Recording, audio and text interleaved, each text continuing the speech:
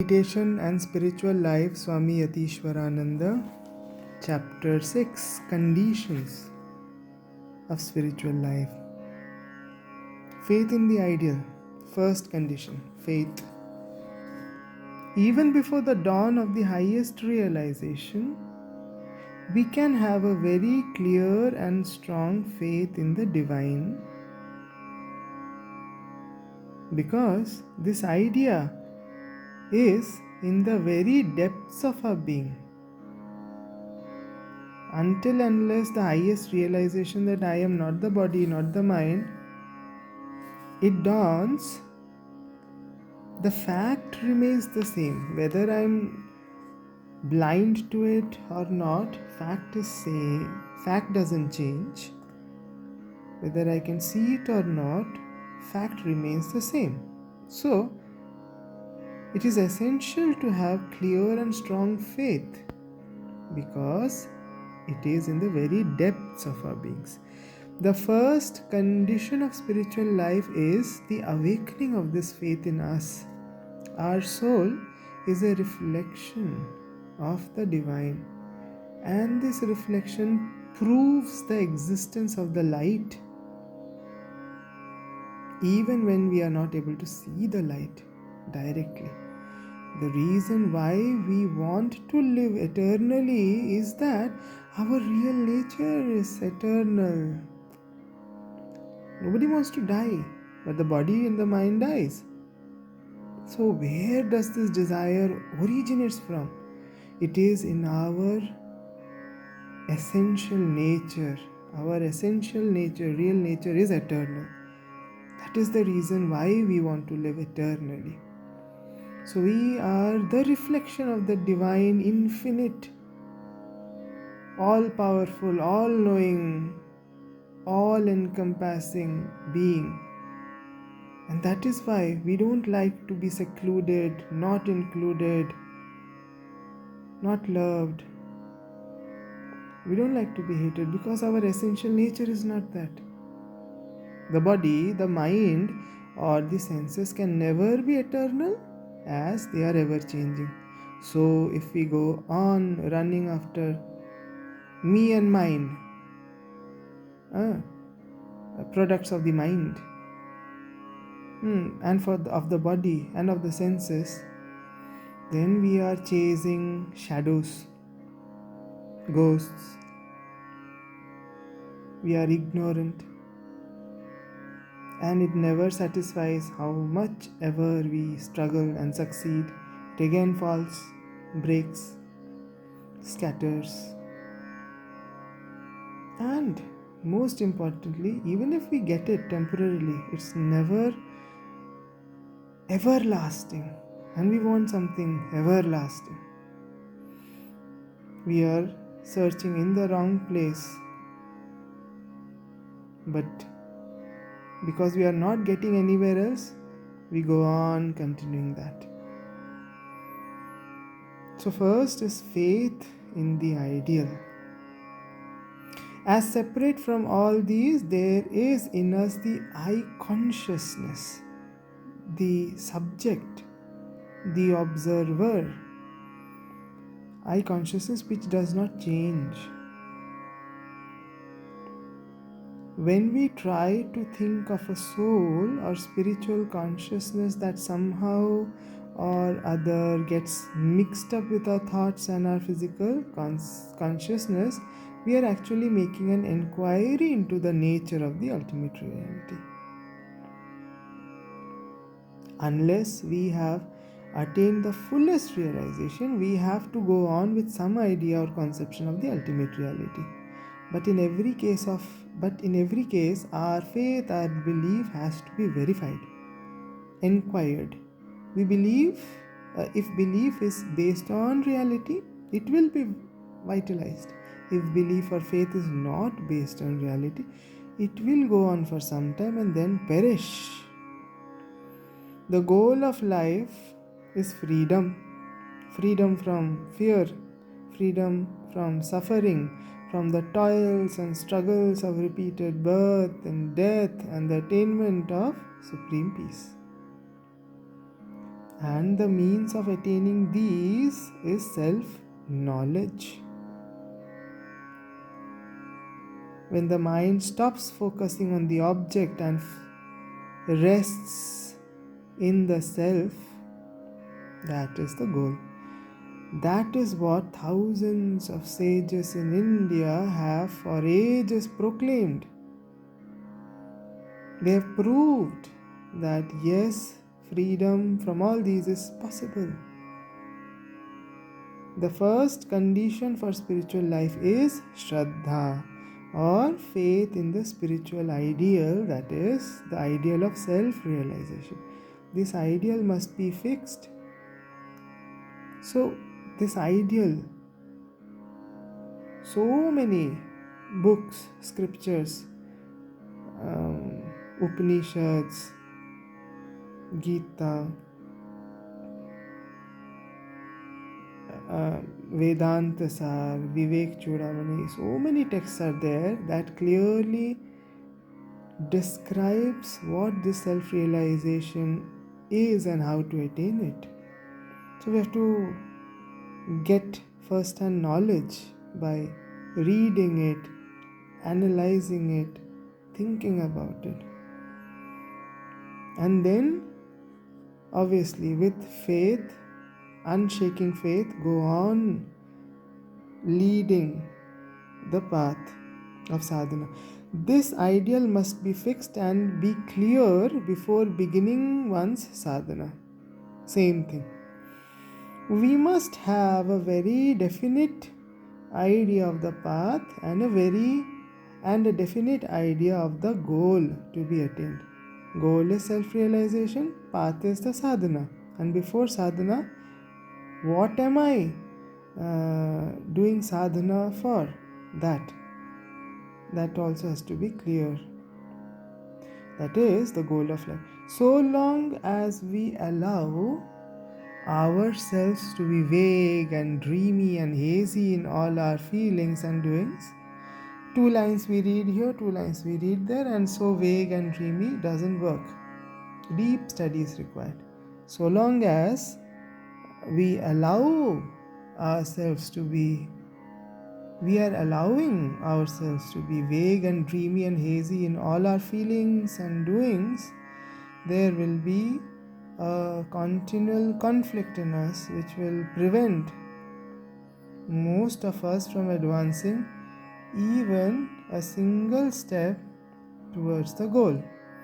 There is too much superficial thinking, shallow feeling, indefinite willing and acting, without any real intense aspiration or clear-cut purpose or deep awareness.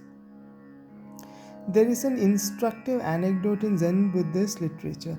A monk asked a Zen master, "I understand that when a lion seizes his prey, whether a hare or an elephant, he puts forth all his powers in one concentrated effort. What is the nature of this power?" The master replied, "The spirit of complete sincerity, the power of not deceiving." The cryptic answer is further elaborated as follows: not deceiving means putting forth one's whole being. This is known as the whole being in action, nothing kept in reserve or expressed under a disguise, nothing going to waste. When a man lives like this, he is said to be a golden maned lion, the symbol of virility, sincerity, wholeheartedness. So, this is such a beautiful paragraph, this half-heartedness.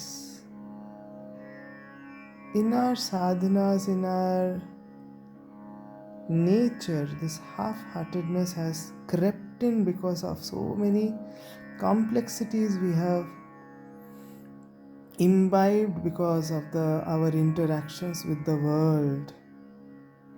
The facades, the fears have made us half-hearted.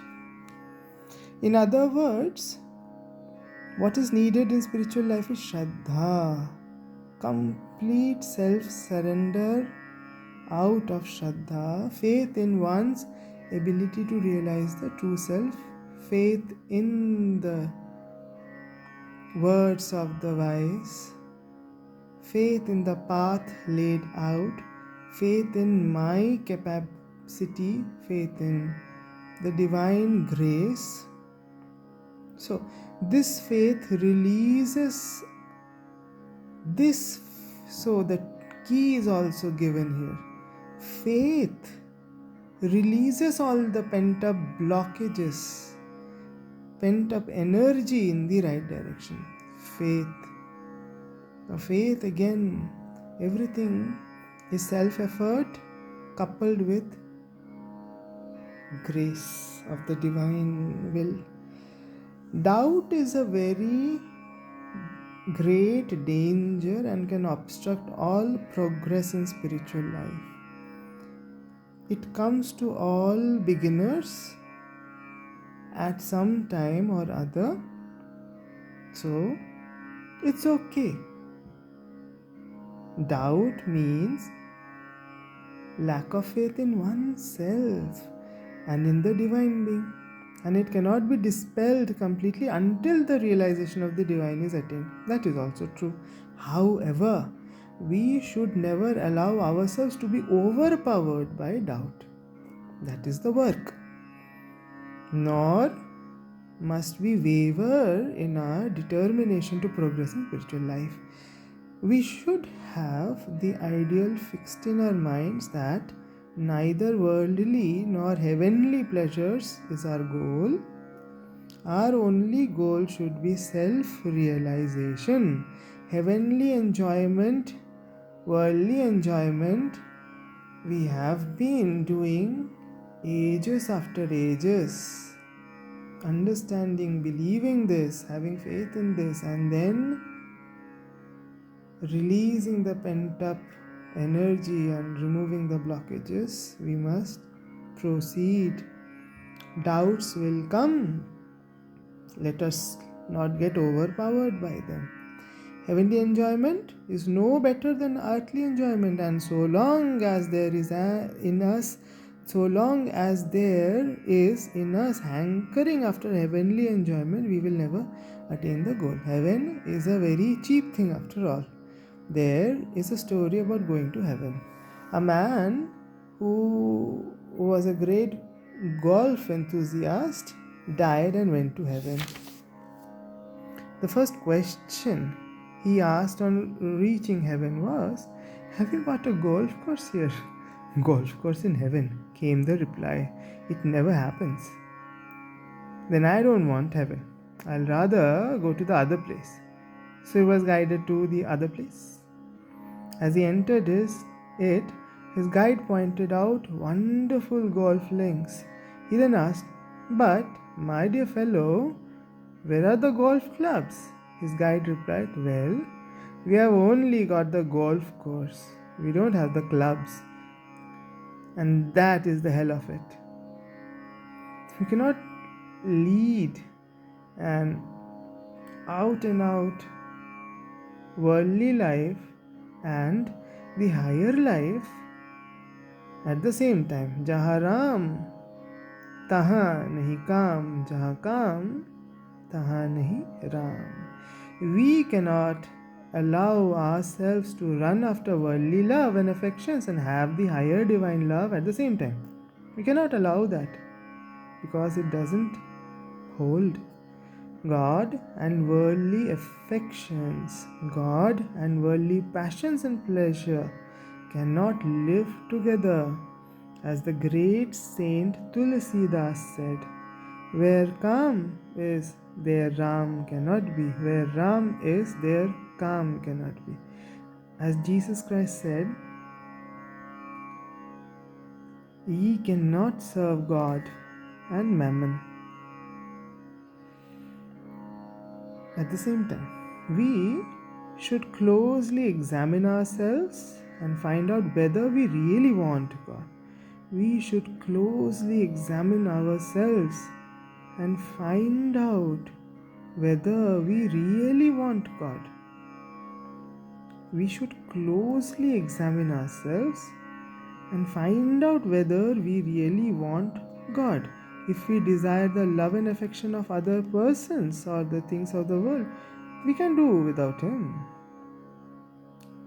It's all lukewarm and nothing will come out of it. And if we feel happy, quite happy and satisfied when these are granted to us, worldly pleasures and all, it is a sure sign that we do not want God.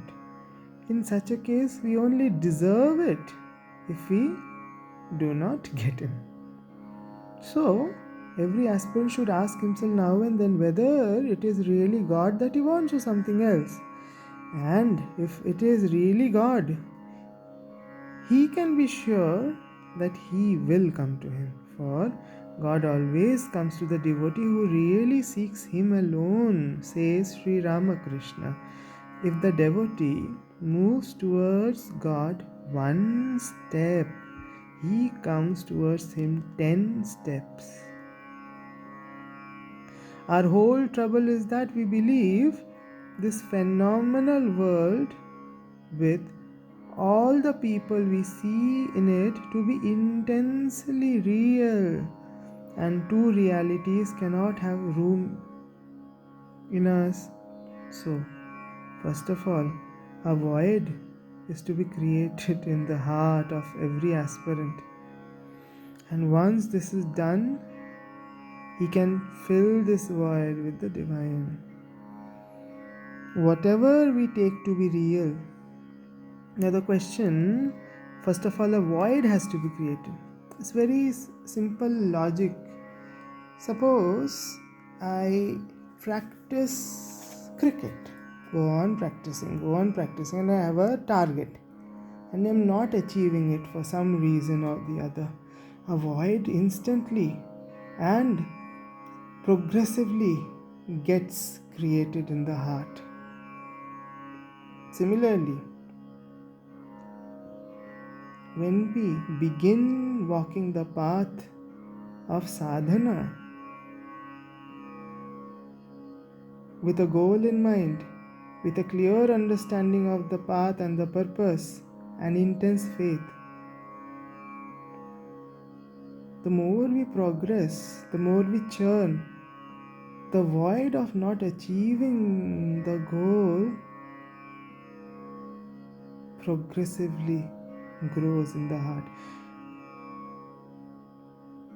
Now, whatever we take to be real, whatever we think to be true and permanent, draws our whole being, absorbs our whole mind.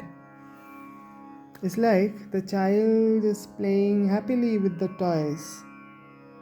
It becomes evening, sun is setting, and the child is unable to see anything and throws away all the toys and starts crying.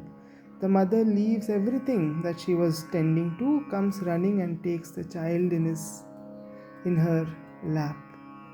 So, our mind is fully absorbed in worldly things. Our mind is fully absorbed in the toys that the world is giving us, and we are happy with it.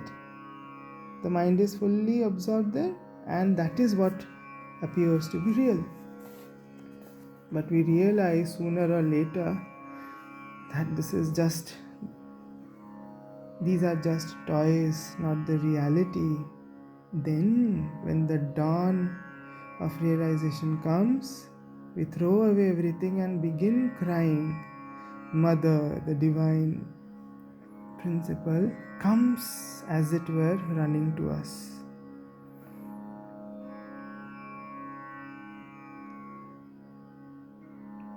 Absorbs our whole mind, attracts our whole feeling. This is an important law in spiritual life. And according to Vedanta, nothing is ultimately real. According to Vedanta, nothing is ultimately real which does not remain unchanged under all circumstances. Real is that alone which was in the past, is in the present and will be in the future without undergoing any change. Everything that changes or decays, undergoes evolution or involution, belongs to the category of the unreal. A little boy was asked by his mother, "What is a dream?" The boy answered. A little boy was asked by his mother, "Child, what's a dream?" Boy is answering, "It's like watching a movie with closed eyes." We can experience the waking state too in the same way, provided we have the boy's purity and inner simplicity. We can experience the waking state too in the same way, provided we have the boy's purity and interest. When we analyze ourselves, we find that consciousness alone remains unchanged. Pure consciousness is like a screen on which the passing show of this world is projected. Swami Vivekananda said, "God alone lives. The soul alone lives. Spirituality alone lives." Hold on to that. We must have firm faith in the truth of this statement, that nothing else lives. The soul, the Paramatman and Adhyatma alone lives, unchanging, eternal. Everything, starting from relations, politics, world, environment, everything is undergoing changes. Only one thing remains eternal. Hold on to that. We should never try to lower a high ideal, but should rather always struggle to measure ourselves up to the ideal. If the ideal is too high, we must have a working ideal as a stepping stone to reach the high ideal, which we know is the goal of our life.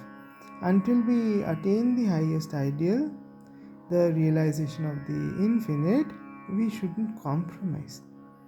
If we fail in our attempt to reach this high ideal, let us know we have only failed.